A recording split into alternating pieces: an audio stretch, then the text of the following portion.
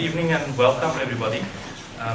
My name is Valmont Layne and I'm the Secretary General of Arterial Network South African chapter. It's very good to see all of you here this evening. We're discussing a weighty matter, and I guess, on a cold, rainy evening, it's nice to see so many faces familiar and new. So please feel welcome. I think most of you would be familiar with the white paper. The South African government has seen fit to give us a very short turnaround time at the arts, culture and heritage sector to respond and to develop some kind of considered response to the document. We'll hear from our two speakers, whom I'll introduce in a moment, a little bit more about that. But I just want to make a few preliminary announcements, if I may. There is a register going around. Please feel free to sign it. It should have your name on if you have RSVP. If you haven't, there's some space for you to add your name and to indicate if you would like to be on our mailing list to receive the newsletter. And also, if you'd like to become a member of Arterial Network, please do indicate that on the form and we'll follow up with you. There's also a pamphlet, this one, which tells you a little bit about our flagship event as a continental body, Arterial Network, where all 40 of our chapters and delegates from countries around the continent will be gathering. It's called the African Creative Economy Conference. Please read all about it. Go to the website, and we strongly encourage you to get involved, to get engaged, either to come to the event, of course, but also there are other ways to get involved with the conference. If you want to find out more, do drop me an email.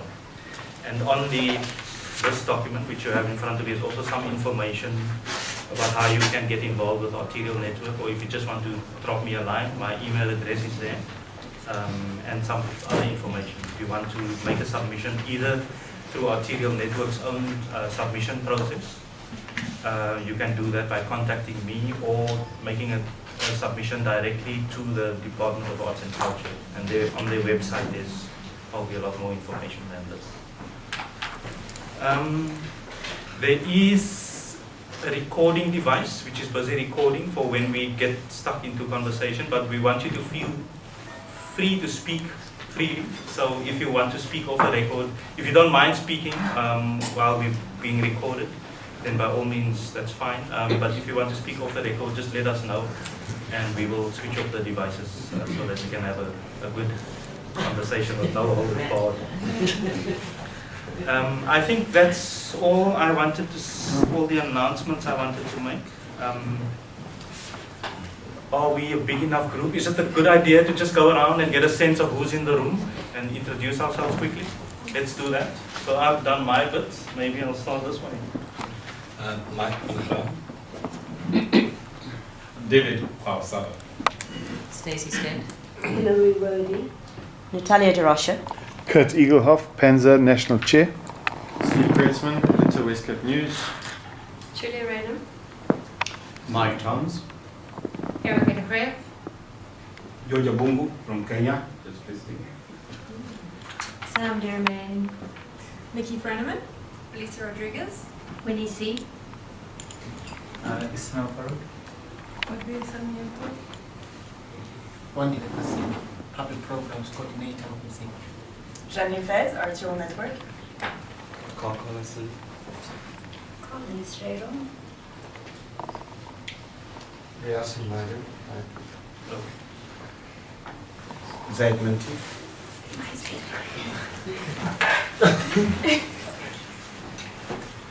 Primrose Mkhwebi. Joseph Gaylord. Rufilo Ngoma. Gabi Tulo. Kirsten Wilkins.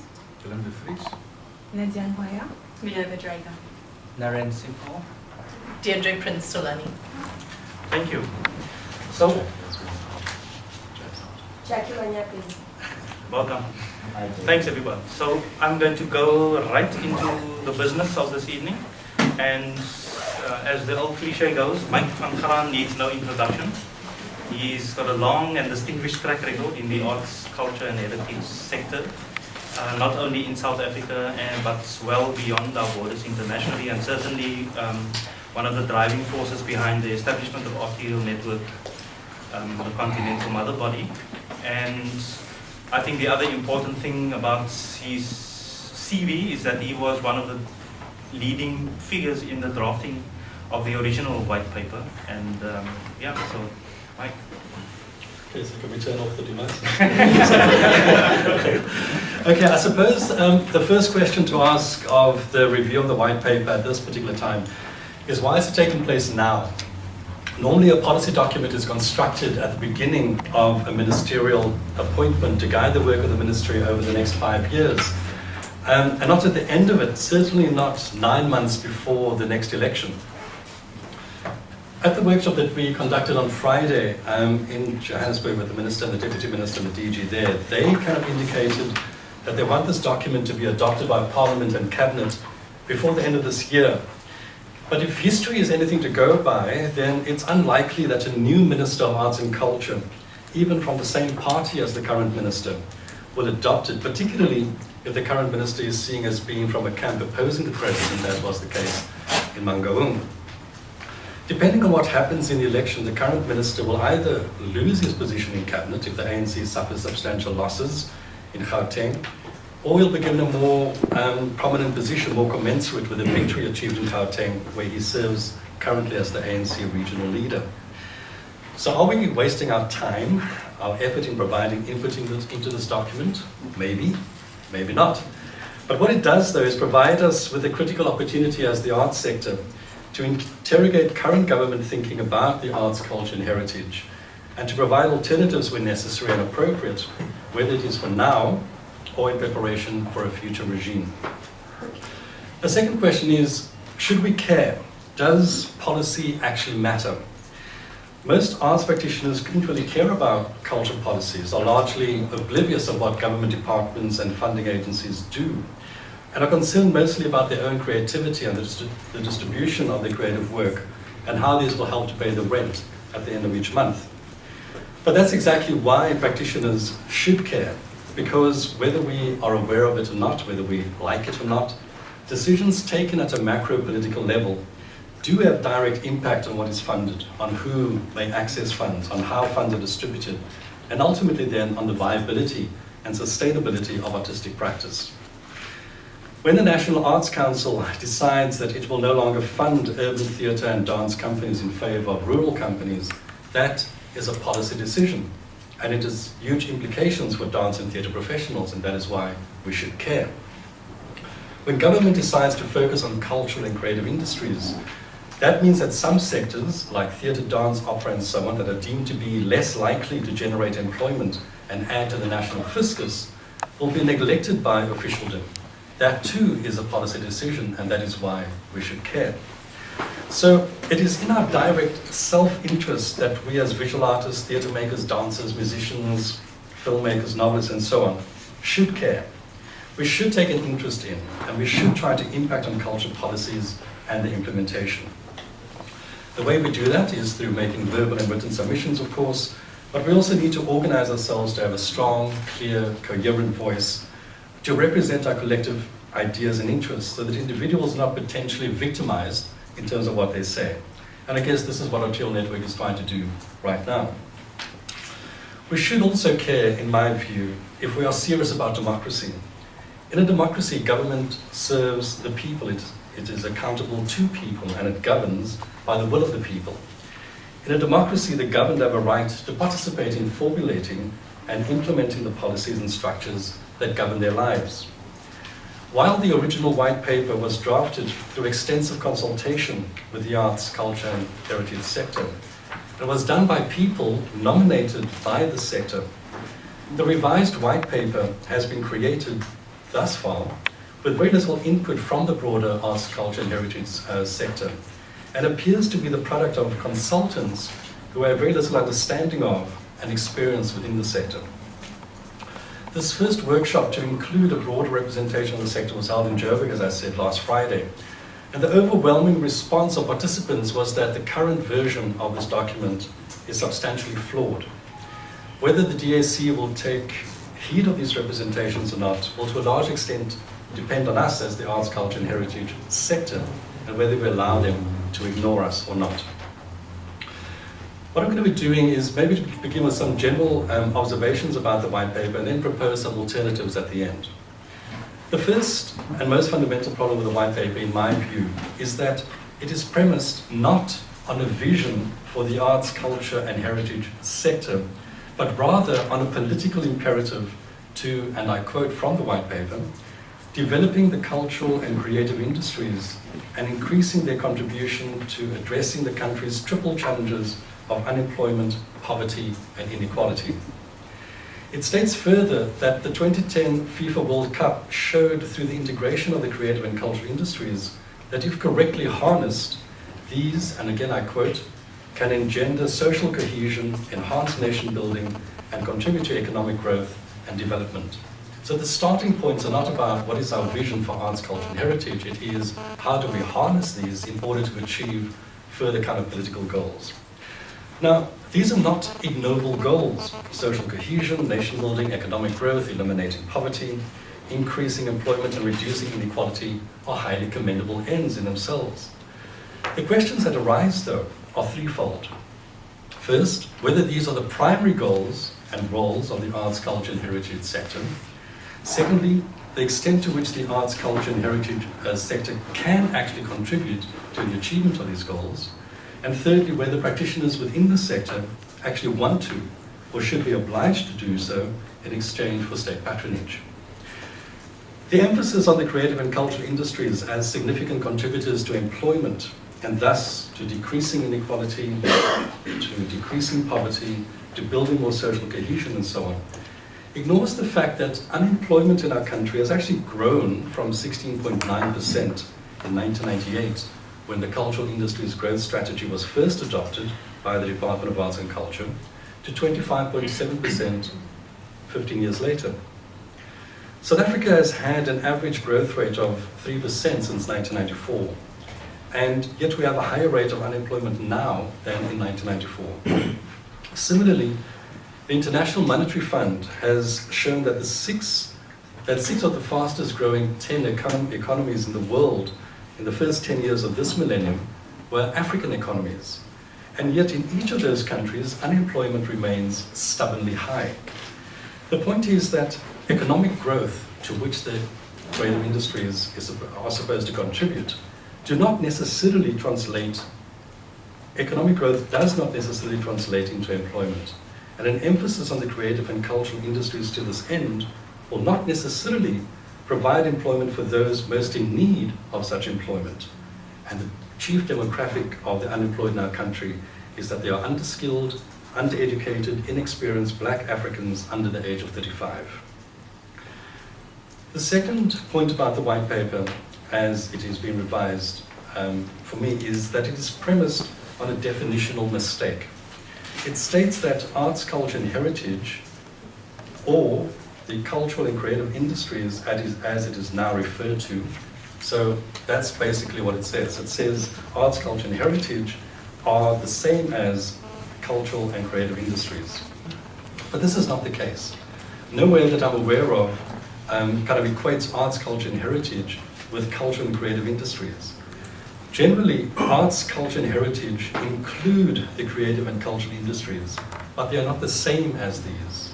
And neither can any definition of the creative and cultural industries encompass the broad arts, culture and heritage sector that includes a large subsidized not-for-profit and in many countries informal sector. The problem with this approach, if one basically says that everything that we do in the arts, culture and heritage sector is basically can be defined as cultural and creative industries, is that it does not make distinction between different sectors and within particular sectors, so that in the competition for funding and official support, there will be the danger of a one-size-fits-all kind of approach. The value of a sector or a practice within a sector will be determined by its market viability, by the language and ethos of business and industry, rather than by a range of factors that otherwise would include aesthetic quality, historical significance, and the like.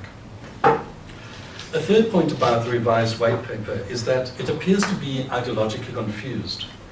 On the one hand, it emphasizes, for example, the constitutional right to freedom of expression.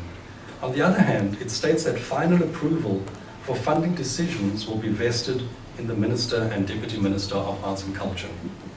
There can be no better invitation to self-censorship and to the curbing of freedom of expression than this flagrant disavowal of the principle of arm's-length funding that was advocated so strongly in the original white paper. Another example is the document's emphasis on delivering arts, culture, and heritage to all. Again, a very noble ideal, on creating a better life for all, which in reality requires massive state intervention. For example, providing the necessary infrastructure like community arts centers and upskilling arts managers to be able to run these centers, providing the program funding for these centers. The creative and cultural industries thrust of the document, however, places these imperatives on the market. And in a country where nearly 50% of our population lives below the poverty line of less than 600 Rand a month, there is little market incentive to provide access to all. In practice then, the doors of culture shall be open to an elite, largely to the 20% of our population who earn 70% of the national income, as articulated by the diagnostic study of the National Development Plan. One of the fundamental differences between the original white paper and this revised version is that the first was premised on a human rights approach, i.e. everyone shall have the right freely to participate in the cultural life of the community and to enjoy the arts, while this one emphasizes a market-driven cultural industries approach that sprouts broad access, but in reality will limit access to a few and an elite by virtue of its cultural industries, creative industries approach. The fourth kind of issue for me is that many major recommendations are made at the end of the document that could fundamentally impact the sector and initiate another round of institutional and individual trauma without such recommendations being rooted in substantial research or convincing arguments.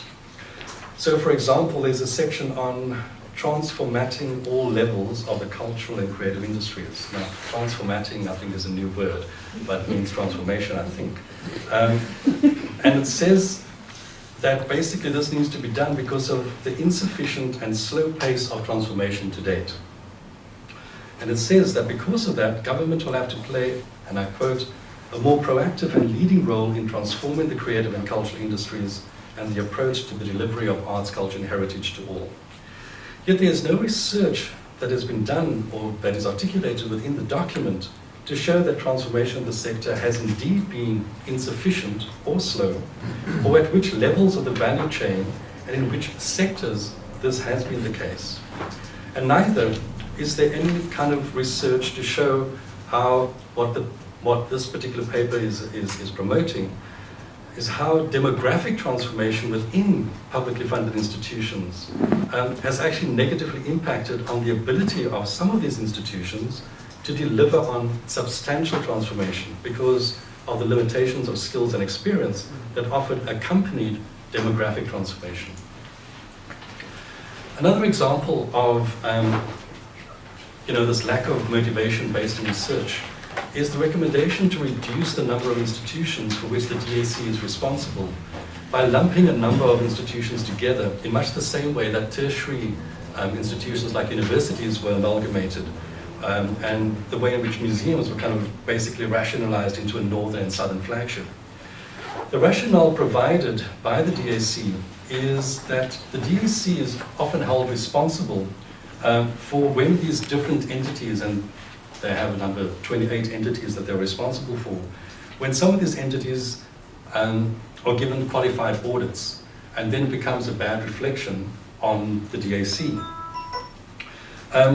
So what the DAC is wanting to do is to rationalize these institutions into 6 institutions instead, so that there'll be somehow less chance of qualified audits, of audits. I suppose it makes kind of mathematical sense that if you have 28 and you reduce them to 6, even if all 6 of them receive qualified audits, they will still be less than half of the 28 receiving qualified audits. But there isn't any research, again, that has been done to show that the rationalization of institutions until now has actually achieved greater efficiencies, better audits, and greater kind of cost effectiveness.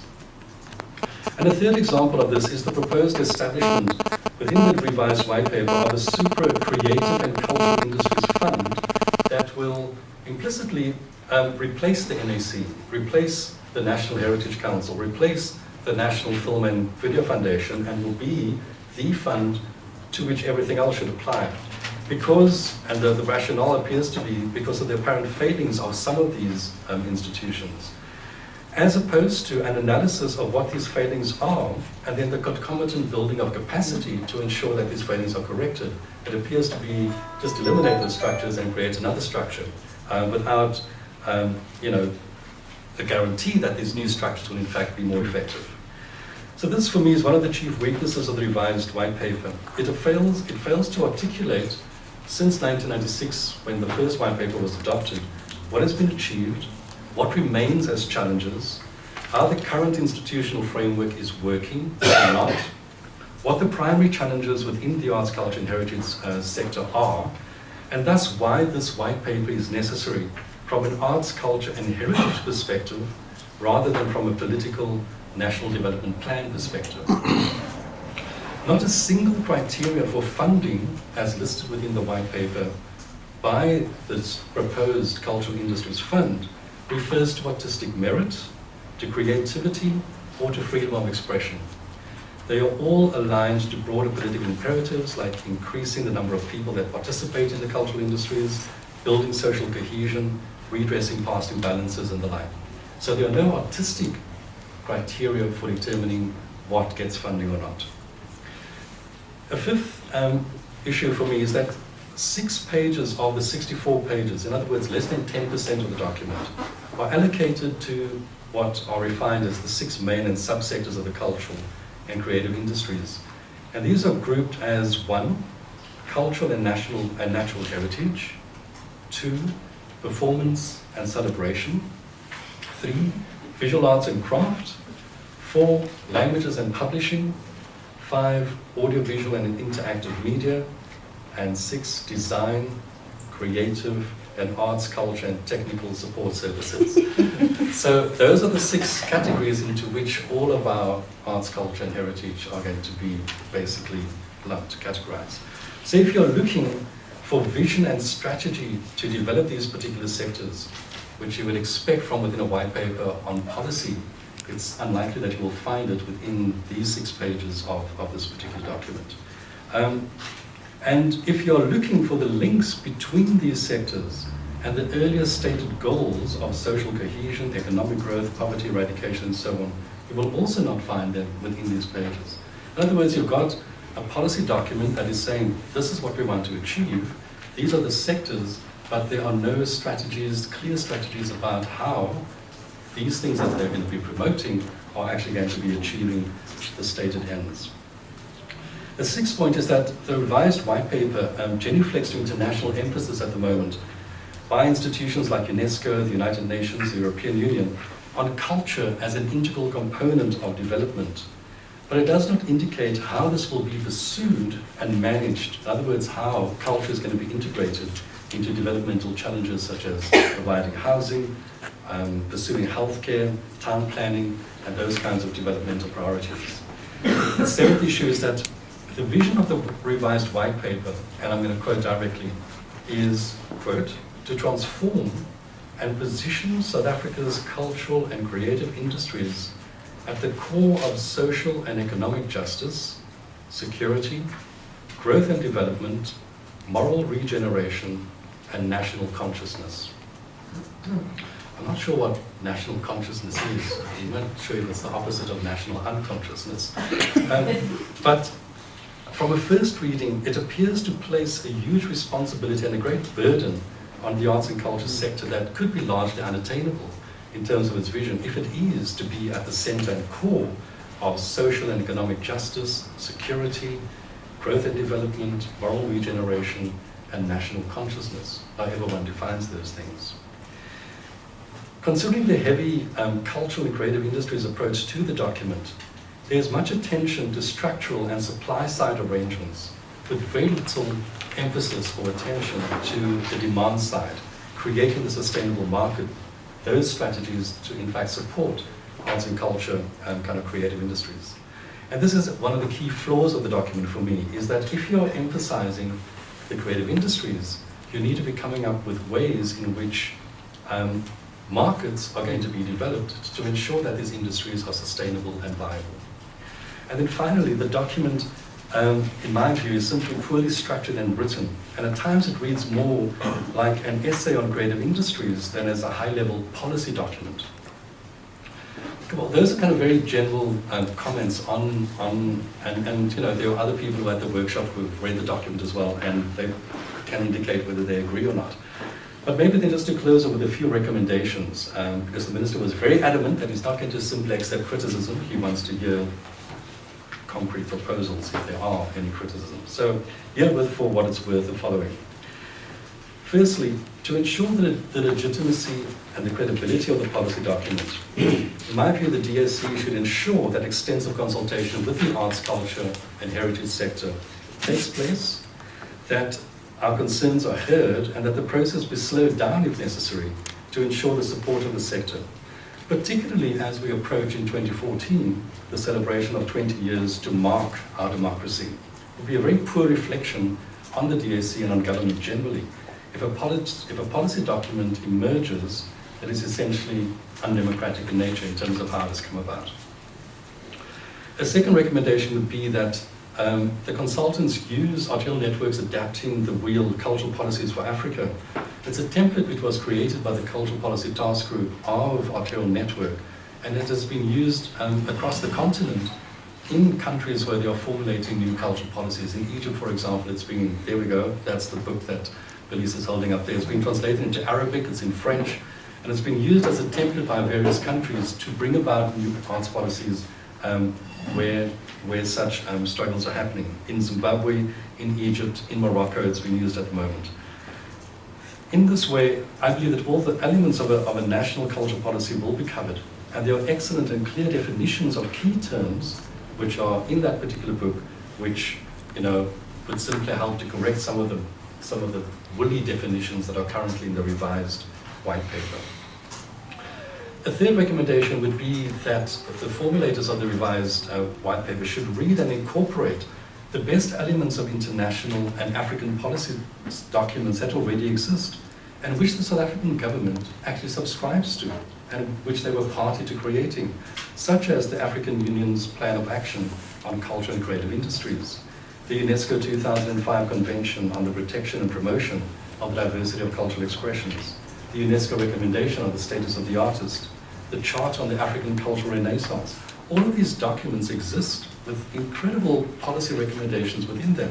If we simply appropriated some of the best elements of them and adapted them to our circumstances, we'd have a quite substantial and really progressive white paper.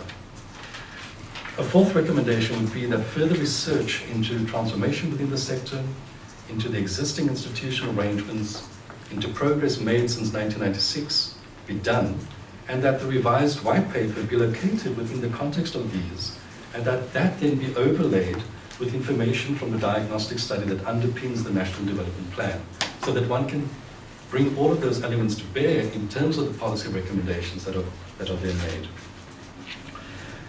A fifth recommendation would be that there simply has to be better and more detailed discussion within each sector, perhaps starting with a SWOT analysis in each of the key sectors that comprise arts, culture and heritage, and more clearly define the creative industry components, if any, within these sectors and their capacity and ability to contribute to economic growth, to employment and the like.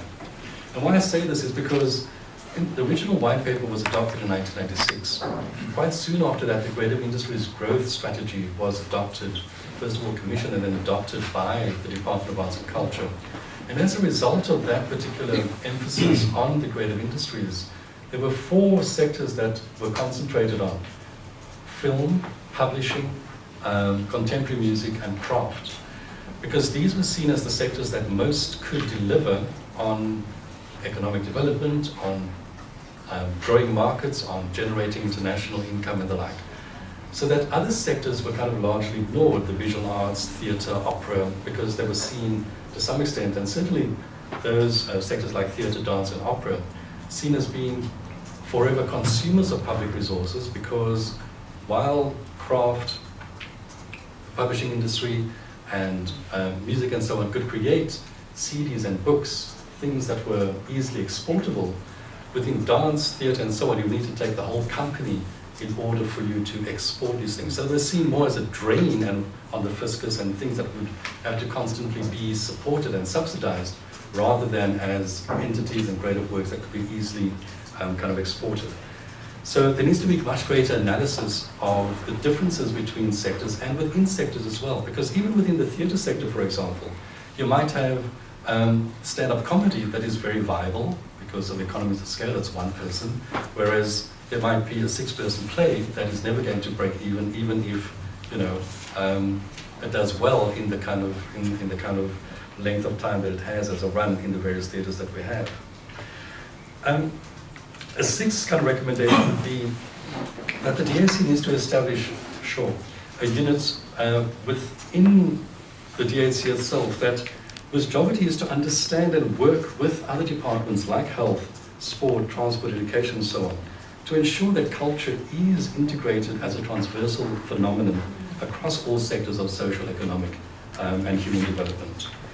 And then finally, and probably most importantly, there needs to be, in my view, a radical revising of the emphasis on the creative and cultural industries in favor of an approach that has been articulated by Arterial Network in a document that was adopted about 3 years ago, which recognizes 3 broad and different practices of the arts, all of which are valid in their own right, depending on the context and communities to be served, and each requiring a different funding mechanism. So first, there's art for human development, art for its own sake, art which is about freedom of expression and the pursuit of truth and beauty as the artist understands it, art for catharsis, whether there is a viable market for such art or not. This arts, culture and heritage practice requires National Arts Council, National Heritage type structures, the funding of non-profit artistic practice, and heritage of historical and national significance. So that's the first kind of aspect. The second is art for socially good ends, art for development, art for social cohesion, for intercultural dialogue, for health education, for nation building. The beneficiaries of these kinds of practices of the arts are often people without disposable income. For this, a funding structure with funds gleaned from the health department, education department, foreign affairs, because it has to do with building social cohesion across xenophobic lines as well, necessary to support work that is less about artistic value than social value. And then finally, there's art for development, art for economic development, art for profit, the creative and cultural industries for which a funding mechanism like a creative industries fund is necessary, and which does not get confused with funding the non-profit artistic activity, but which instead recognizes and supports entrepreneurial activity with startup grants, low-interest loans, microfinance, and the like. Once we accept this kind of typography, we can then assess the human capacity needs, the resources required, the necessary institutional arrangements, and can then devise a policy that seeks to deliver, and does in fact deliver, arts, culture, and heritage to all, as is the fundamental right of all citizens. Thank you.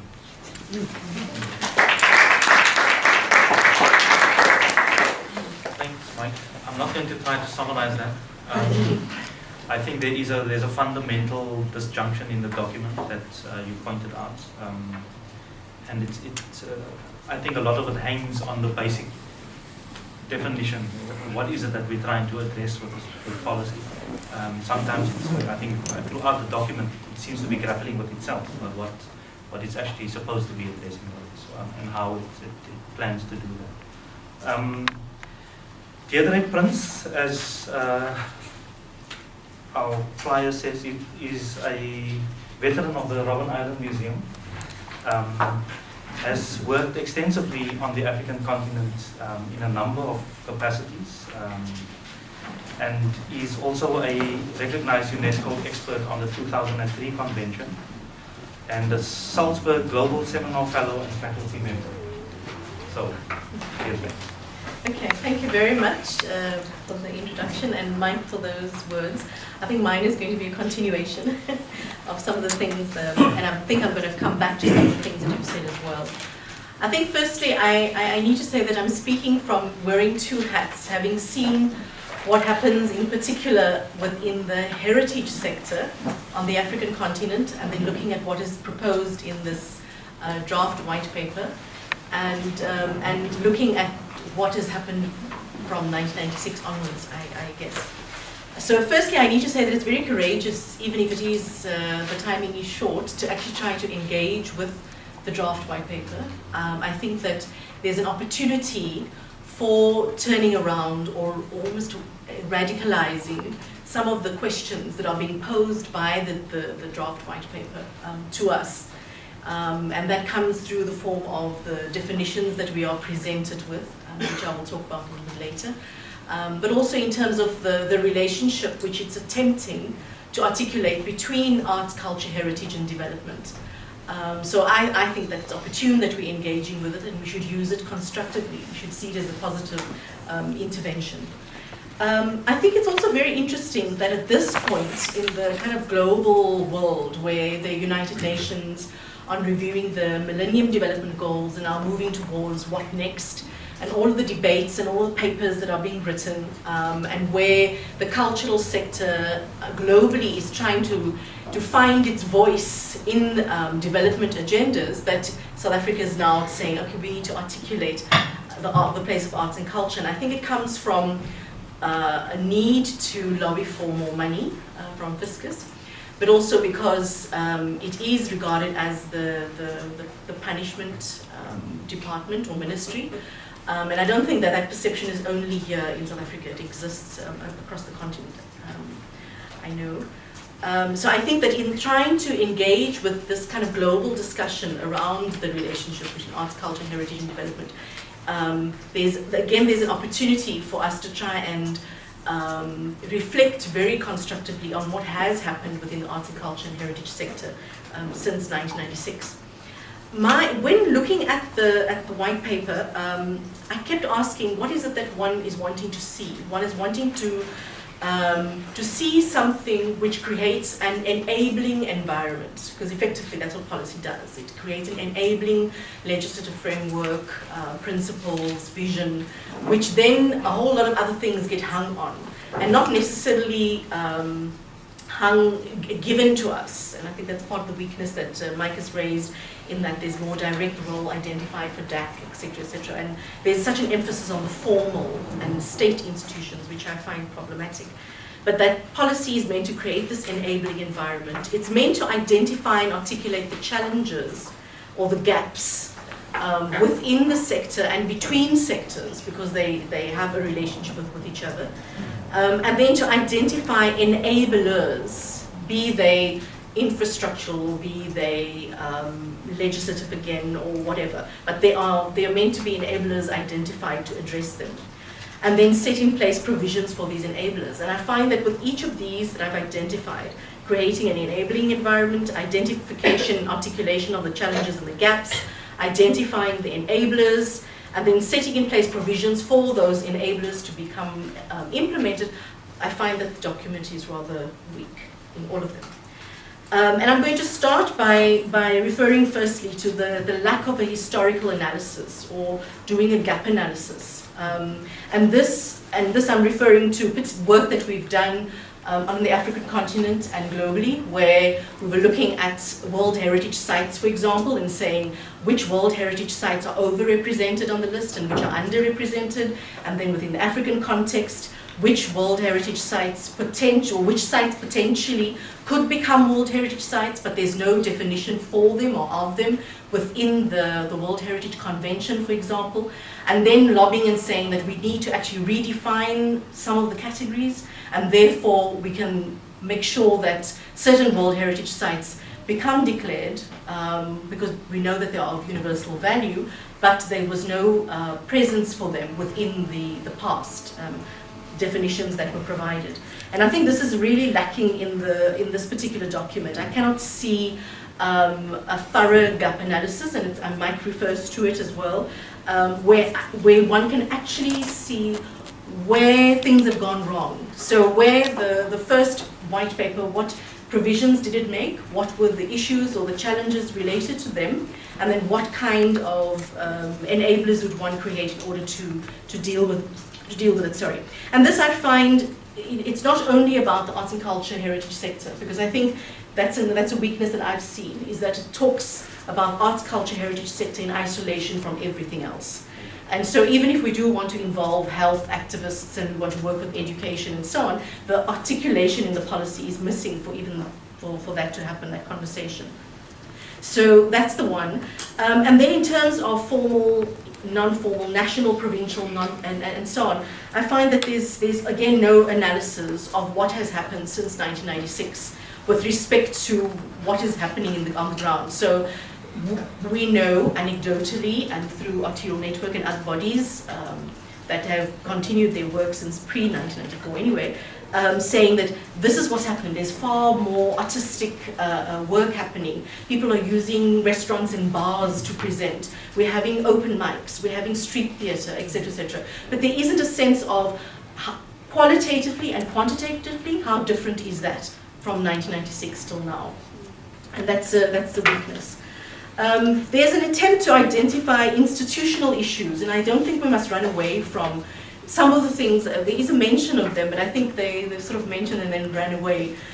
So where there have been challenges between SARA and NHC, let's deal with them. Let's articulate exactly what those issues and those challenges are between these two national bodies, because as heritage activists and professionals, we can feel the outcome and the consequences of that. So let's talk about them so that if they do get streamlined into 6, or whether they remain 28 or whatever, that those very same issues that are there don't recur again, because I think that's where we could be going to.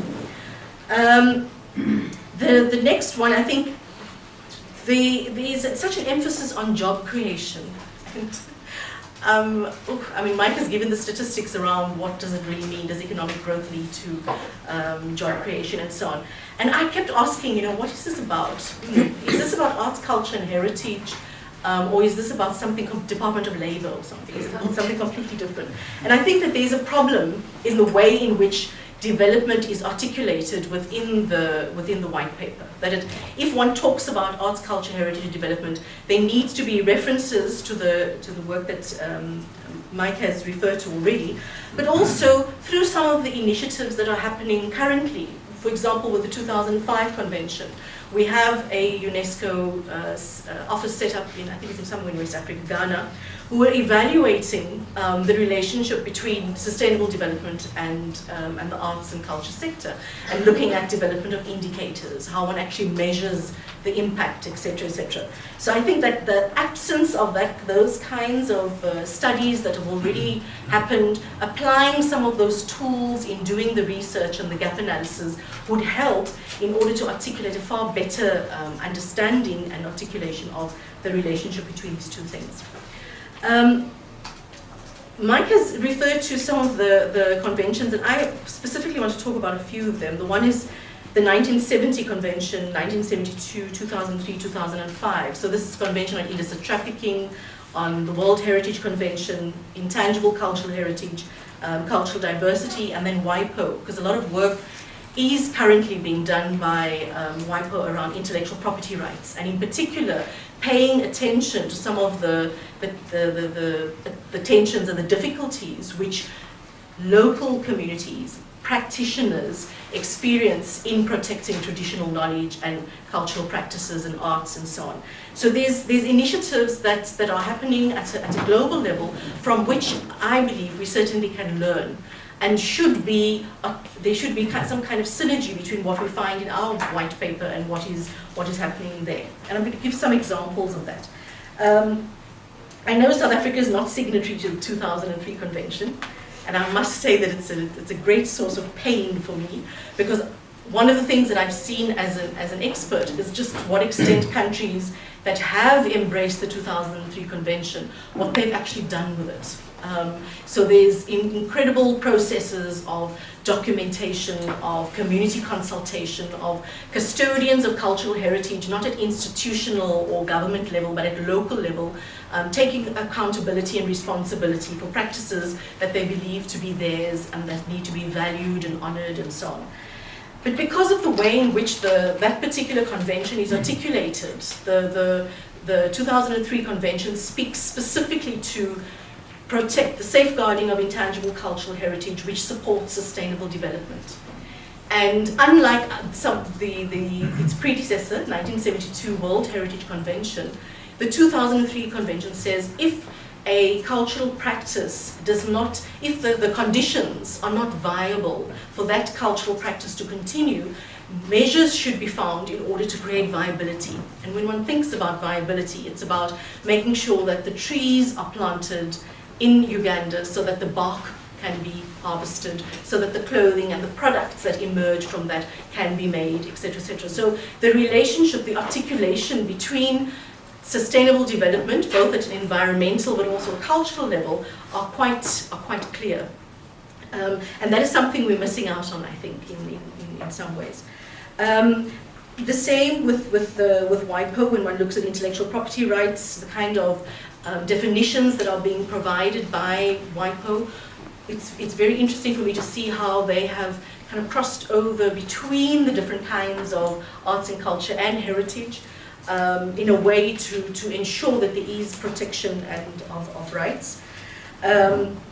So I think that this analysis, this gap analysis that I'm talking about, needs to include a reflection on all of these international conventions and the agreements like the AU and so on, so that we can learn from them. I mean, work has been done significantly around the relationship between arts, culture, heritage, and development. So why not look at some of those best practice models that exist at a local level, at provincial, at national levels, and find ways of integrating some of those into our policies. One of the things that I had some serious problems with, it's a very difficult document to read, I must admit. And part of it was that I struggled with the definitions. I struggled, for example, with the notion of cultural and creative industries. And I guess it's because when I was 13, I started working in a factory. And so I always associate industries with what I started my work life with. So it becomes very problematic for me to read a document that's talking about creative and cultural industries, and then imagining Mike writing a play, and then thinking, okay, so he's producing work within industry. It's a strange concept. I think Mike has spoken at length about it. But it also goes through the document. It refers to, it says arts is expressing ourselves. It says culture is who we are. Heritage is our shared inheritance. Cultural and creative industries is the socio-economic blah, blah, blah. But I find the definitions problematic. And whilst there is a reference to the fact that there's all sorts of theories around the definitions and how things are defined, I think it's necessary in the document to be very clear about that kind of position that one is coming from. And not necessarily from a political, ideological position, but coming from a sense of the sector and all the kinds of debates that have been going on for years and years. And that includes coming from the heritage sector. I mean, we've debated what are museums, what museums for Africa, blah, blah, blah, blah, blah. For so long, there's a lot of work that has been done in this area, which would certainly have an impact in how the kind of approach that we would take once we've grasped the kinds of definitions that we want.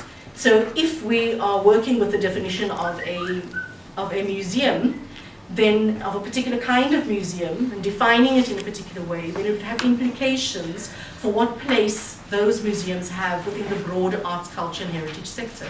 So are they museums that have collections only? Are they museums without collections?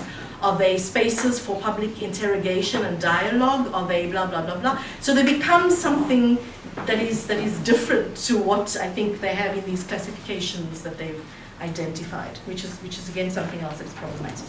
So I think the definitions are confusing, and they need thorough investigation. And I believe that the role of people such as yourselves, the network, the academy, representatives from the different sectors need to get involved in this discussion around definitions.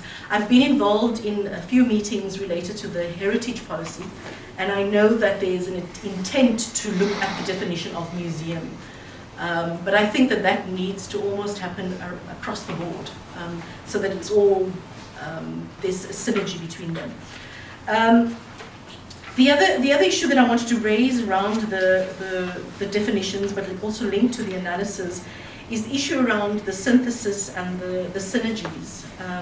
I've already spoken about engaging with other sectors, mining, health, etc., and looking at some of the contradictions that are there.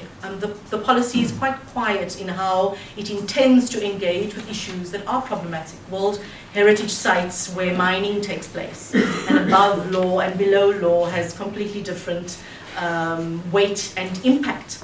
And so if the policy doesn't address those, then there are certain implications as to its business as usual and et cetera, et cetera.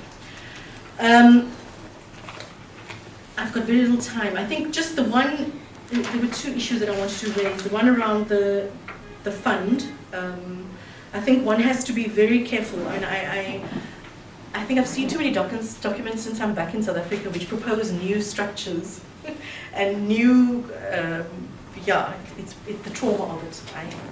I think it's problematic. I think that because a proper gap analysis hasn't been done in the document anyway, on why things have not worked or how things could work better, it's impossible to think that a new structure is going to address all of those issues. I think that's an assumption that is there in the document, which is problematic.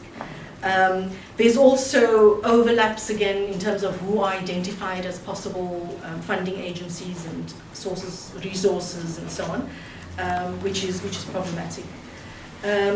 And then at an intergovernmental level, what has worked and what hasn't worked. So MINMEC, we all know that MINMEC is there, but how could that structure be optimized so that this intersectoral work can be done, and where arts, culture, heritage begins to get a louder voice and gets to get a hearing, etc., etc. I think that's what's missing. And then just lastly, I wanted to come to the issue around the success measures. I found it very problematic that they are in the document. I would have thought that it would have been very broad.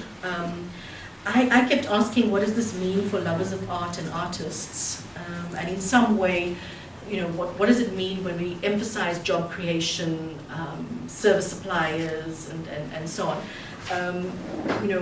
What happens to the artists who create and who are prophets in society and who are visionary and who do not necessarily articulate who we are at this particular point in our lives, but who articulate who we could be, the kind of imagined world, imagined society, and so on. I couldn't see that in the policy document. And then in terms of the qualitative and the quantitative impact of the work, identifying festivals and attendance, I kept coming back to who's this audience? We talk about job creation, we're talking about service providers and suppliers, but nobody talks about audiences and how these audiences are going to be created and sustained and grown and so on. And then also the issue around innovation and excellence. I didn't see that anywhere in the document. There was one mention of innovation, I think.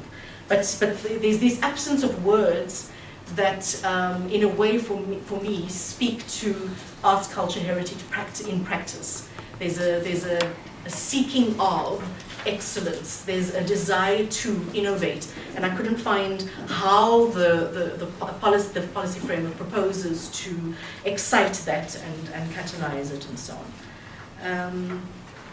Okay. I think my time is up. Yeah, sorry. Okay. I think just to say that one of the recommendations that I would really emphasize is that in this review process, to go to all of the international conventions, all of these agreements, mine them for what they are. We've just concluded a conference in China where we evaluated 10 years of the 2003 convention. We wrote papers for doing a kind of assessment of the different conventions and their relationship to each other. These things have to be mined so that we can say, okay, how are we going to localize, domesticate, make this better, make this work for us where we can. And I think that's something that I really think we should communicate back to the ministry. Thank you.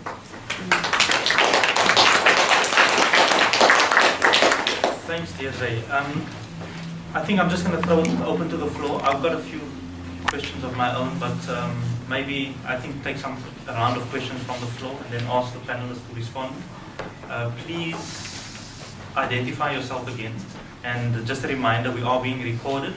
If you are uncomfortable with being recorded, then ask to just speak off the record and we'll switch off and carry on. So hand over here. Any others? Yeah, just a couple of things. I think you both touched on the crucial part of it, right?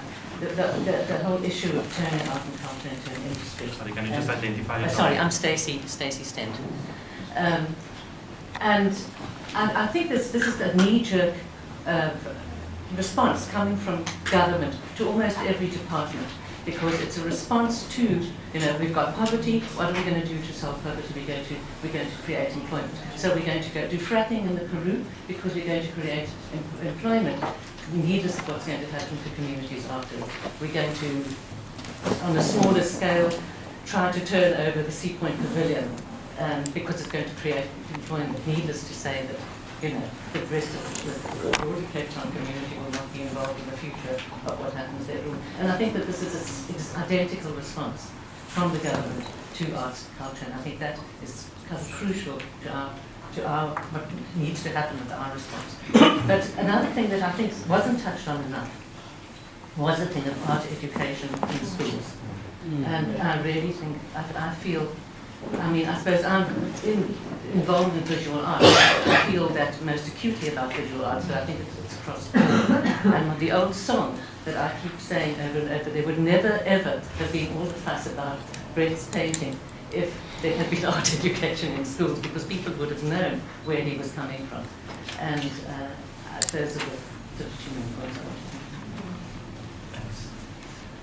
There's a hand at the back. Introduce yourself, please. Okay, thanks. My name is Bongani Kichima. I concur with Diedre and Mike about the commodification of heritage as contained. When I read the document, it said a white paper on arts, culture and heritage, and then I saw this creative industry, which I think is very disturbing, and it's a kind of a retreat from the government and leaving the sector to the market. And then on the issue of the clustering of institutions into those categories suggested by UNESCO, I think it's very problematic to take something that is global and then apply it locally without examining it. For example, we talk about a global village, and then what about the local village? And then the issue that the white paper, there's so much talk, but there's so little said in it. The issue of clustering institutions is quite a good idea, because you don't want to have CFOs for the 28 institutions and human resource managers and all those things, but I think it must be done regionally instead of just lumping under performance. I hear it for the first time, celebration. And then the issue I think it needs to be contained more is the issue of curatorial freedom. I think we overlooked that issue. There's talk of artistic freedom, but I think it needs to be stretched a little bit to include curatorial freedom, because there's no protection if you are a curator. You can be sued, you can be fired from your job, and I think it needs to be a little bit stretched further. And the issue of too many committees, you know, it's like you are creating a locomotive, you know, to pull a plow. You know, I don't think it's going to be productive to have so many committees. I think the lesser committees, the better.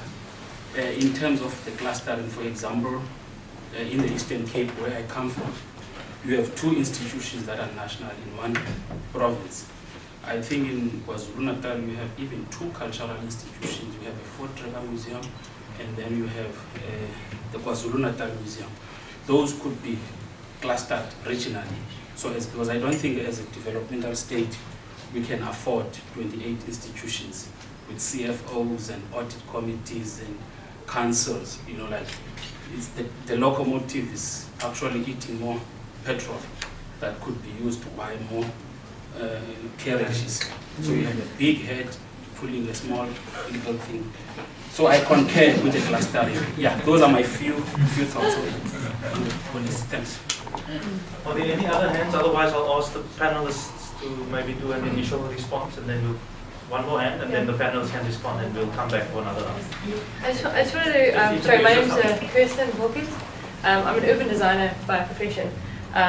And what I wanted to ask you guys was, I feel, I mean, I completely agree, you know, that sort of burden, that a huge burden is being placed on sort of arts and culture generally to kind of further political kind of means.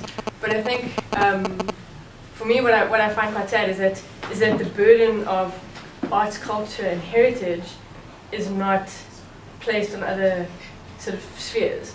You know, it's sort of arts and culture plus everything else, as opposed to, like, as a built environment professional, you know, I'd like to see sort of a huge amount of expression, freedom, and sort of burden, in a sense, given to sort of, you know, creating cities, understanding, you know, the way that happens from a creative arts point of view, rather than more of a sort of a strictly architectural or strictly town planning point of view.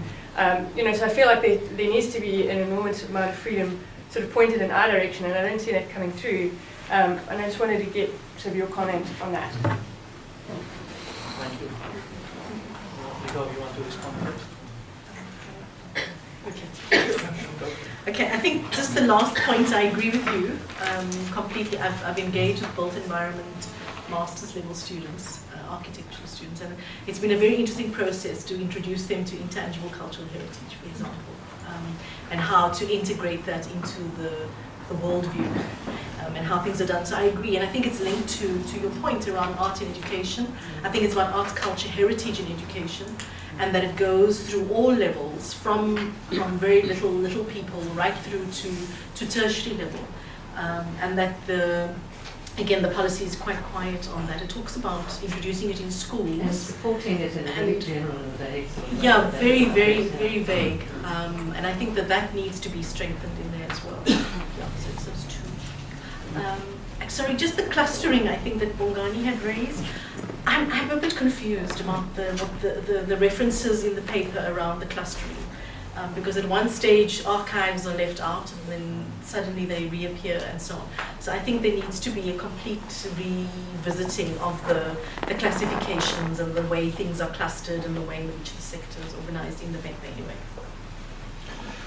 Yeah, can I just say that with regard to the creative and cultural industries, first of all, I think we need to recognize that they are reality and that they need to happen, and that there is very definite scope for them to happen in a country like South Africa, where there are people with disposable income, where we do have significant culture and creative industries like the publishing industry, like the music industry, and so on.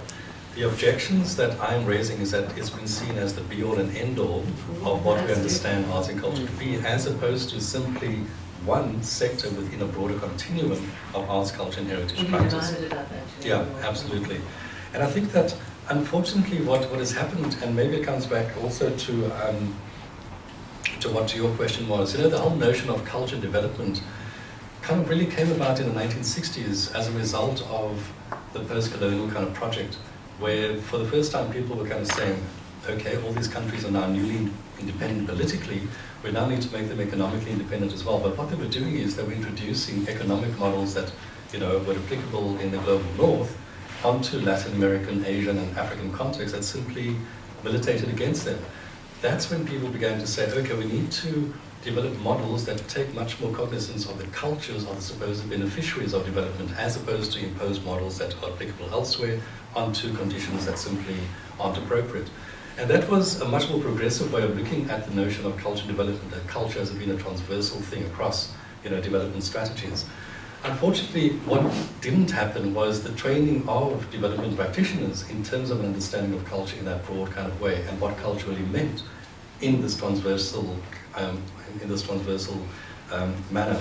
So more recently, probably from about the early 2000s and so on, when people began to emphasize the importance, well, people began to look at economic impact studies of the arts, to begin to use it as advocacy means to say to politicians, look at the contribution that we are making to the economic sector, so therefore you need to invest much more in the creative sector. And so by doing that, then that's when UNCTAD began to do these global studies around the impact of the creative economy and the like. And it was in that context that this whole notion of creative industries came to be understood as being the primary driver of development, with development countries understood largely as economic development in order to deliver the resources you needed to pursue the Millennium Development Goals. So this is why, in a way, we've also begun to embrace it in South Africa and in other parts of the continent, because it's like been seen as this is the magic bullet, this is what they've done in Europe and elsewhere. If we only took it on, maybe we can do the same. But actually, it ironically represents exactly the problem of the 1960s and 1950s, where a model that is applicable within a European context, where there are people with disposable income, where there is a history of people being educated from school level in the arts, to become potential markets. That's not the case within an African context, where figures recently have shown that 70% of Africans actually do not have wage-paying jobs. Only 28 to 30% of Africans go to work and get paid monthly or weekly salaries. 70% of our population basically works within the informal sector. Lots of artists work within the informal sector.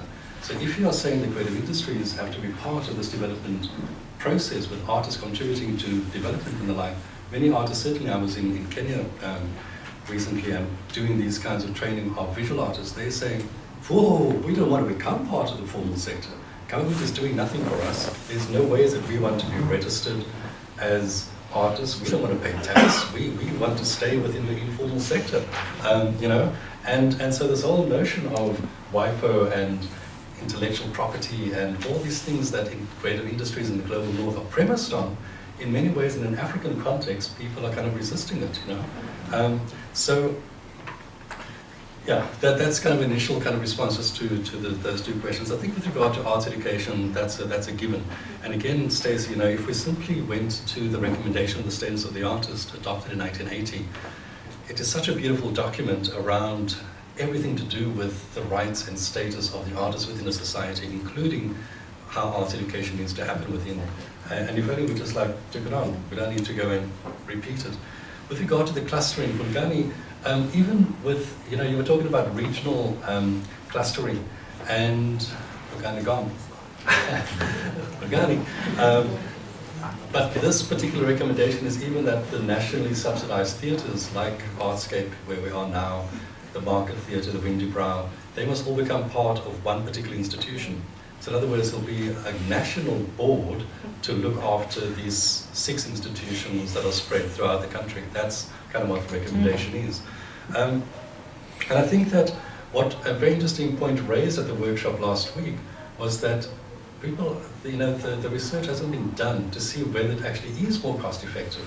And they were pointing to the museums, where once museums had to be clustered together, salaries had to be raised from some museums to bring them into line with other museums and so on. There were a whole bunch of cultural, in terms of organizational cultural things that had to be managed and the tensions that had to be managed. So it's not simply a case of, okay, this is what we want to achieve, wave a magic wand and everything will be happy the next day.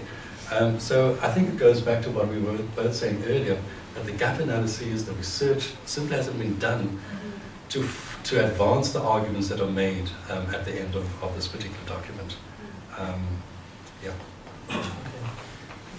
I guess I can start off the next round with 1 or 2 questions, and maybe the questions are for all of us. The first one is there's clearly the Department of Arts and Culture has, for reasons that are perhaps historical and have to do with our experience over the last decade. This document is a reflection of an increasing distance between the arts and culture sector and the department. And it's evident in the way the policy is written. It doesn't have the kind of inspiration that you're talking about, the sense of artists being able to feed, or a process of feeding into a document. how much of that do we have to take responsibility for? Because it's not all only on the Department of Arts and Culture. I think I'm wondering, how do we rise to this challenge? Is it a question of simply saying to DAC, okay, we don't like what you've done, but there's nothing we can do about it, because you can either decide to ignore us, or you can decide how much damage can be kind of managed in the process going forward. And this is a real question, because there's a deadline, the 25th of July, to submit a document or a kind of comment on a document, and that for me already says that there's a very little priority given to a fairly thoroughgoing process of consultation. So that's maybe one thing to think about. The other one is maybe a little bit more reflecting my lack of understanding of government processes, but the document keeps talking about and kind of assuming that this is going to cascade into provincial and municipal government. And there are, as we all know from the media, huge issues with local government and provincial government in all kinds of ways that we don't have to describe or repeat here. But I don't know if one can simply make that assumption that it's going to cascade. What should we be saying about what's happening at provincial and municipal level in relation to the arts? I know, Bongani is here as a city person. I don't know if there are any people here from the province, but it would be worth getting a sense of how that is going to impact and what kind of responses one ought to be envisaging in that context. So I'll throw that open, and if people want to, are there any other questions or contributions? Sorry, just to be clear, I presume that what we are saying here is going to be fed back to the DAC as on the paper. Regarding your question, Valmont, I don't think that there's any point in going back to the DAC now and saying, listen, this paper's rubbish. They're very focused on social cohesion and nation building, terms I have problems with, but nonetheless, it's possible to work with that. If you look at, and to motivate various things we've talked about now, along those lines. So arts education engenders greater creativity, fosters the imagination, which leads to greater empathy, and I'm sure there are a lot of psychological studies on that, which leads to greater social cohesion, for one. Thank you for bringing up urban design and the built environment, because at UJ, at the first summit, there was a call for where are the poets and the artists in terms of the built environment and designing these new complexes. Where's the voice? Why in this bloody awful development up near Atlantis West Bank or West Cape? We call it the development at Shawinigan. Yes, as faulty as that may be, as faulty as the concept may be. How many theatres and art galleries are built in there? I see some sports fields, a couple of parks here and there, but theatres, arts galleries, music halls, municipal public arts policies, where municipalities are putting aside money for artists to improve the built environment, which again fosters audience. Putting the arts into the built environment also fosters an audience, leads to greater social cohesion. I think if we had theatres, galleries, bands playing, even if it were being Shabines, in Mitchell's Plain, Googs, we might see a decrease in a lot of the social, economic problems we have there. I'm not sure. It's just sort of a bit of common sense, perhaps. So to maybe argue these points along those lines, another thing is the heritage, SAHRC, they're talking about heritage, but it seems that talk about heritage is looking backwards. What are we doing now to create a heritage so that 100 years hence we can look and say, that's pretty cool, that building is great. Instead, the built environment, like a lot of this white paper, is talking about economic factors. So our schools, our municipal buildings, etc., are the most boring, awful places, and in 50 years' time we're not going to look at them and say, that's a good space where creative things can happen. Which again leads to social cohesion, leads to nation building, leads to pride in what we are creating now today. That's it.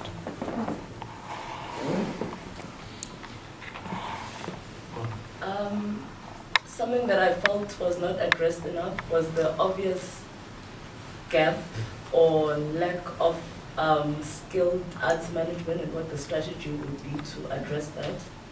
And secondly, if we're talking about creating industries, at some point the issue of exporting comes in and there isn't a definite plan on how to export work and what is government, what responsibility government is taking in making sure that cultural goods from here are taken across the world.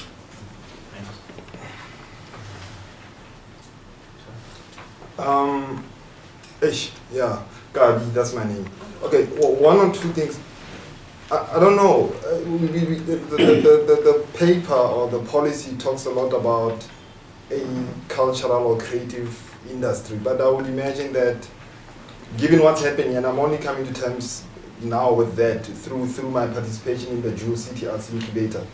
As artists, we certainly need a reorientation to participate in an industry of sorts.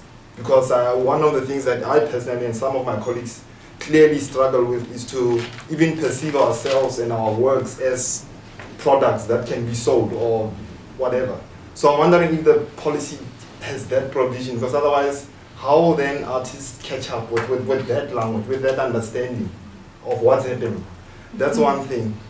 Another thing which I always wonder about is like, okay, so you have this national policy, but then at the provincial level, provinces interpret things differently, whereby, for example, you have DEC, which is Department of Arts and Culture, but in the Western Cape, for example, or the Free State, you have Departments of Sports, Arts and Culture. So what are the effects of that, where one department, which is supposed to be serving culture, also services or serves arts, and sports and other functions? So I don't know if, I think there needs to be clarity on that. And absolutely, more than anything, I will light a candle for those who will forward recommendations, but I do think that we need to send a strong message to the government to ask them, what is the premise of the revisions or the revised version of the paper?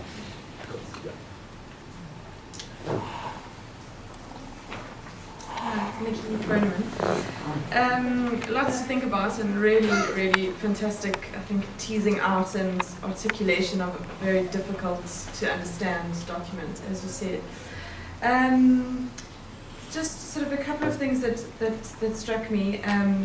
The main or a big thing was about the sort of these lumping together of these institutions and it all being eventually subject to approval of the minister. It's kind of, it makes me think of I think sort of Soviet style where eventually all things will be in honor of the state and that kind of thing, which I think is an exceptionally dangerous route to go, because ultimately it's just all pointing to that as opposed to a decentralization and democratization of where things come from and an allowance of the difference of the diversity. It's pointing it all, upwards and towards the Hale government, which I think is very, very problematic and difficult.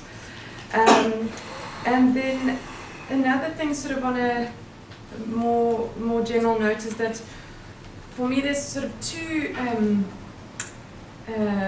difficulties with how the policy is laid out. One is a lack of a much bigger vision in terms of looking at research that exists, international policy that exists. For me, I would also add really, and in terms of Bongadi's points about taking global policy to a local or national level, is actually there are examples of countries around the world that have developed or are trying to develop or have existing systems that can be compared to ours, that have socio-economic, political climates that are similar, artistic climates that are similar, and there's a lot to be learned from that.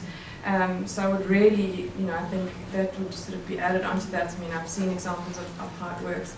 And in terms of that, hopefully this is all making sense, the vision of that cycle as well relates to those sort of random, vague concepts around audience and how they're suddenly just going to start pouring in and supporting these artistic endeavors. But also that, for me, I don't know if it's actually ever explicitly said in the paper, but with them wanting to create these jobs and industries, there's a sense that they're wanting to withdraw more funding from the arts and culture sector. So I'm not quite sure with how withdrawing public funding is going to allow or facilitate more public participation and access from a population that is not oh, sorry, I'm going around a little bit around in circles. That from a population that isn't just suddenly magically going to have jobs and have disposable income to come into those artistic cycles. So that kind of on a much broader scale of vision in terms of how the policy also connects to other areas and aspects around South African development. There's that lack of connection for me as well. It just suddenly seems like it's going to happen. And then on a much smaller scale, the ignoring of how the reality of the South African arts and culture sector works in terms that it is mostly informal sector, and there is a lot that is happening around that, and how can that actually be supported and developed? You know, from the tiny, tiny little examples of the busker and what happened there in Green Market Square, and why. A lot of that was around policy, rules, regulations. That was much more on a city level and bylaws. But how does this kind of policy also actually impact on the reality of the situation and support the people that are actually making art? Thanks very much. We need to start closing, so I'm going to take any other comments before I hand over to the panelists to close out. Just very briefly, two things that spring to mind. There are a lot of things that go on in my mind, but two things is, one is the relationship to the Mzansi Golden Economy Strategy that is very recent, 2011, and interestingly that the document, I think, as I remember, makes no reference to it. Or brief reference. Yeah. In fact, in my opinion, nothing relevant really, because a lot was thought about in that strategy, and they proposed some things, and there was the idea that the government would implement that. And we see absolutely no implementation of that. So there's a sense for me of when I hear government speaking, fine, okay, we all gathered 2 years ago and talked, and then nothing was implemented. Now you ask for submissions once again, and then is anything going to happen in it, or is it just talk? So I think for me the document is problematic there, and because of the creative industries, it's premised on the fact that artistic ideas and the imagination have an asset value.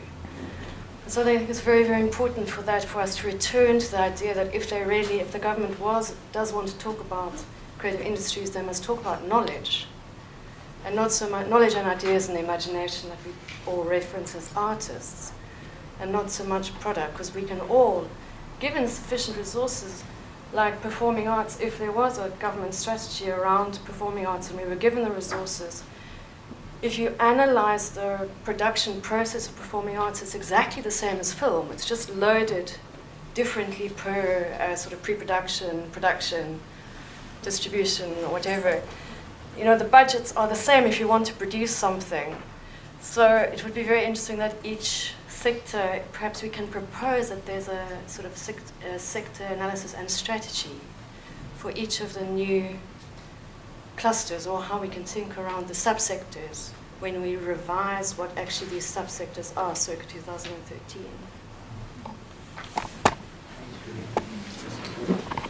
One of the things that we absolutely struggle with is this whole thing around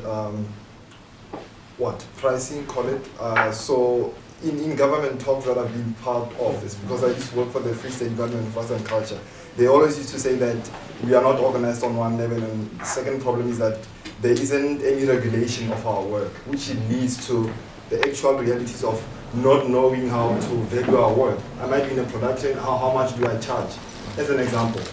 So if we are talking about industry, what sort of, how can policy address that? How artists value their work, which I think is quite key if we're talking about curbing unemployment and poverty and all those things. There's a hand here, and then just want to add to what you're saying is that I'm not going to say which okay, two things I was listening to, and I read the documents that the one thing when we talk about this cascading, and I know mostly in policy, if you really want a good policy, you need to clearly articulate the roles and responsibilities of each level of government. Because otherwise, you'll have duplication, parallel, the same thing, and waste of resources. I think that needs to be sorted out. And secondly, that has been an issue. The setting a standard in terms of, I'm just giving an example, what the artist should be paid for doing a performance. One artist will be paid 500 Rand, the next will be paid 50,000 Rand. And then lastly, government speaks about creating employment, then don't do free concerts, because you're creating that illusion then that you can watch. I'm just giving an example of Emma Adams free in Wimble Park, and Emma Adams performs at Artscape, no audience, because they know, they will wait. So creating that, there needs to be some, thing put in place to create that audience, that awareness of artists. For me, what we need to respond to is globalization. And it's going to affect us even if we think we're purists, we will be affected by it. And in this globalization, there's going to be accelerated consumption of what we do. We are going to be fragmented societies, and we're going to want to come back to the historical narrative. But we are the responsibilities of that historical narrative. We're talking about two things happening here. The emerging art that's being produced, and that which has been supported by the state. And those two things don't meet. And government is not going to fix that. We're going to fix it. So we can say, oh, government that, what is national consciousness, what is that? At the end of the day, we need to fix, as artists, those two, informal and the formal.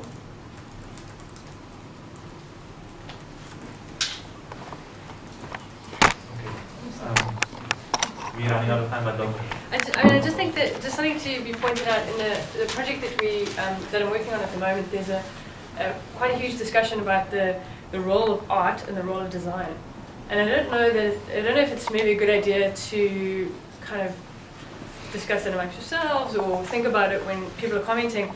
But I think very much the burden of problem solving falls to design born out of creative thinking, where art isn't necessarily a problem-solving mechanism. I think is a discussion that we've been going around in circles, certainly in my office in the last couple of months, is just really the burden of artists to solve problems is not necessarily always the burden, and that relationship between what is art and what is design. Design can be art, but art doesn't necessarily have to be a problem-solving design mechanism. That I don't know if it's worth just from a definition point of view, sort of throwing that around, because I certainly think that when that gets hazy, then everyone starts feeling very nervous and sort of out of their depth. So that's my point. Okay, thank you very much. I'm going to ask our panelists to make the last few responses, and then we'll close. Okay, well, lots of issues have been raised. I'm just going to, throw out various kind of responses. I think maybe starting with the art and design one. One of the problems with the whole emphasis on the creative and cultural industries is that there is such an emphasis on the market and the demands of the market. And quite often, the market kind of leads to lowest common denominator stuff, as opposed to creation, innovation, and all those things that Diedre was talking about earlier. So, the difference between the creation of art in many ways and other kind of industrial products is that quite often the creators of those industrial products go into a research of a market first before creating. Whereas on our side, we create the product and then we go in search of a market, because for us it's about the pursuit of truth and beauty and those things. So, it's the whole emphasis then on creative industries is a kind of, in some ways, a misunderstanding of our particular sector. At the same time, again, as I was saying earlier, it needs to be seen as something which could be embraced within a broader kind of practice, within a continuum, as opposed to the be-all and end-all of what it is that we do. The point about globalization is obviously taken, and again, the 2005 convention is a direct response to globalization. And the reality is that we simply haven't implemented the 2005 convention as one of the initial drivers of the 2005 convention. Now, when I say we, I'm talking about the South African kind of government. And it relates also to the early question raised about exports, for example, because the 2005 convention is also all about making sure that creative products produced in the global south have preferential access to global northern markets, that there's greater investment in the creative industries of the global south. The UJ conference, Joseph can talk more about it, is going to be happening around research It was done by the British Council and the EU and Arterial Network and so on, and other organizations, ANSA, that had to do with what is the state of South African creative exports in Europe at the moment. And from what I gather, what the research has shown is that over the last number of years there's been a decline in South African products abroad.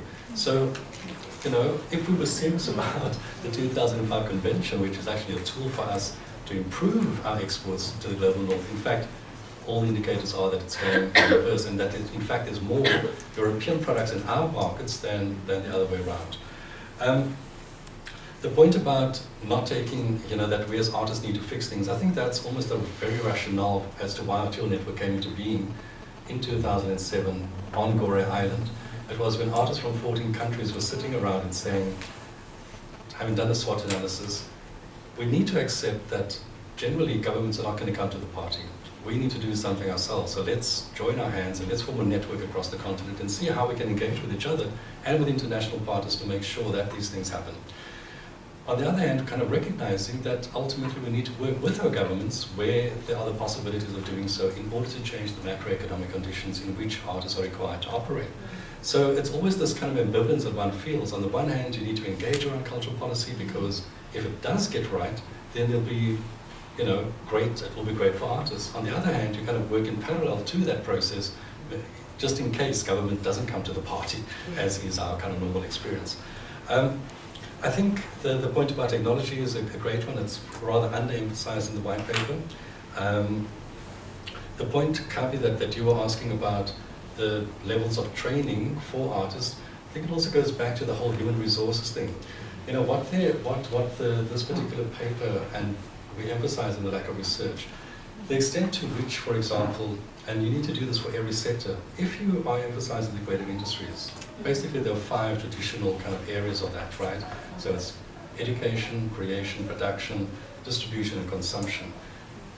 In each of the various sectors within the creative industries, film, music, dance, etc., you need to go and do the analysis within each of those sectors of the value chain to find out where are your deficiencies, where are your blockages, what is the need for personnel within that, what is the need for infrastructure, etc., as opposed to kind of this blanket thing of the creative industries and within the value chain, no transformation has taken place within the creative industries. Maybe in some sectors it hasn't, maybe in other sectors it has. But there needs to be the research so that the interventions that are made are a little bit more nuanced and appropriate. Maybe just a final thing. The whole thing about audiences and so on. I kind of like to think of audiences and, on the one hand, audiences and markets on the other hand. Audiences I would see almost as people for the second part of this typology which I was talking about earlier, where people without disposable income are essentially audiences. They come there in order to be an audience for what is presented to them. Whereas the others are about having a market. So you need to understand that you need to engage with them as a client with a particular product within the kind of economic, art for economic profit kind of thing. And I think if we have a different way of looking at these things, maybe it also help us to devise the appropriate strategies in order to do, on the one hand, audience development, and on the other hand, market development. Thank you. I'm not going to be too long. I think just to support the issue raised around capacity building, I had in some discussions earlier, I said that it's glaring in its absence or its silence in the document. There's no reference to anything related to capacity building, which is very problematic. And I know in the heritage sector there has been an audit done, and there were all sorts of proposals that came out of it, which in many ways is a misfit, I wish to say, to what the emerging needs are within the heritage sector. Not only in South Africa, but in Africa. And one of it is the issue around technology and things like that. But the other issue that I wanted to raise was just to say that if policy creates the enabling environment, I think we need to be quite creative around the enabling tools that we would propose. And so I suggested as part of our further engagement and presentation to DAC, we think about what these enabling tools would be. I had forgotten to mention my discomfort with the references to infrastructure in the document. It's mentioned so many times, and it seems to be, again, linked to job creation. So it's about, seems like physical infrastructure. And I think that one of the strengths of the arts, culture and heritage sector, particularly in South Africa, if we do measure the successes between 1996 and now, even though unemployment has gone up, etc., has been the level of innovation with which the sector has done its work and continued to do its work within the kind of the environment, the economic and social environment that it finds itself in. And I think so infrastructure should move beyond this notion of we need theatres and galleries and so on, but to actually look at what people are doing. I love hanging out in Kailicha on a Sunday night and listening to jazz, jamming and poetry in somebody's house. And, you know, and if we're talking about creating enablers, how do we enable South Africans to do that kind of thing? Because we may not like to go to shebeens or bars or theatres, Artscape, etc., etc. So I think that's something we need to think about when we think about the enablers of, to address the challenges. I think the one issue that I wanted to raise again also related to this kind of linear thing around job creation. I remember many years ago, it's about 15 years ago, I engaged with the mayor of one of the towns in the KwaZulu-Natal, and she was busy with her budget allocations, and she spoke about infrastructure, roads, blah, blah, blah, blah. And one of the things that she didn't have in her agenda, on her agenda, was in supporting heritage institution that was in existence within that particular place. We then asked her, okay, can we give you statistics of the visitor numbers to draw people from the coast to the central part of KwaZulu-Natal? Can we tell you how many busloads we receive every single day? Can we calculate what that means in terms of overnight stay and petrol, etc., etc.? And in doing that exercise, she suddenly went, oh my God, I didn't think of it like that. You know, I just thought I need to create roads, and I need to do this, and I need to do that. So there was a change in it, in the budget. And I think sometimes what we need to do as well is to articulate that kind of relationship for people whose minds are set in a particular way. And so again, in our recommendations, we try to extrapolate. We use examples, really good examples, case studies that we find within the country to demonstrate when we say culture and development and we say this is what it means, here's examples of how that actually has worked within the local communities and at a provincial level and so on. Having said that, I think that gap analysis related to national, provincial and local is absolutely critical. In some of the work that I did many years ago, we found the disjuncture between national, province and local to be incredibly difficult in many ways, and the level of delivery, and where at local level the desire to deliver differed between the different provinces and within provinces and so on. So that gap analysis again between the different three tiers is quite critical to get a sense of in the South African context. If we look at each of the provinces and we look at municipalities within each of those provinces, what the performances have been like, what the issues and the challenges are like. Because there have been places where there are no theatres, but theatres happening under trees. And there are places where there are buildings and they are standing empty, etc., etc. So I think we need to do that very well. Thanks very much. I just want to again thank both of our panelists, Mike van Graan and Diedre Prins, for helping us get a vista on this document, and an incredibly important document. I think the challenge now for us as artists and people working in the creative industries to think about what does a response mean. I mean, we've got a ridiculous kind of time frame in which to respond, but that's in a very short term. I think over if you think about it over an extended period, there's a real question about the relationship that we have to these developments and to policy making, the process of policy making generally, and there's a little bit of choice that we do have in the process. Just a very practical question, yes or no? I mean, how many other units and cultural organizations are you connecting with in order to make this response? It's wide open, and it doesn't only have to be Arterial Network making the response. I think that as many organizations as possible, or so people. are you actively sort of making a cohesive joint able to make a cohesive joint response. I think would be much more powerful. As Arterial Network we will, but we will ask people to make inputs to our submission as well. I don't think it's only going to be a kind of in-house submission. We want to throw it open as widely as possible. And we will do that, and we've also asked DAC very purposefully to extend the deadline and to think about a more realistic time frame in which to do this. There's a couple of conversations. I've alerted you to the African Creative Economy Conference, but I don't know, Joseph, if you want to just talk for a few seconds about the ACT-UJ conference in Joburg. It's happening from the 6th to the 8th of August, so quite soon. Registration goes on the 26th. The 26th of July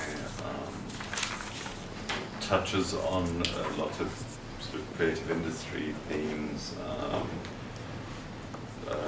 I'm involved through ANSA, which, as Mike pointed out, we've been involved in this commissioning this research around international trade in South African creative and cultural goods. And that research is one of the things that will be presented at that conference. There'll be a range of speakers, both from other parts of Africa and other parts of the world, at the conference speaking about creative economy issues. So if anyone wants to come up to Johannesburg, Okay, and then again, there is the ACT-UJ conference. The information is on their website. Also, if you haven't signed up for the register and it is here, please make sure that you do. And we will keep you informed about our submission and any other events like this that we plan to happen in the future. So thank you very much for being here, and we'll see you soon.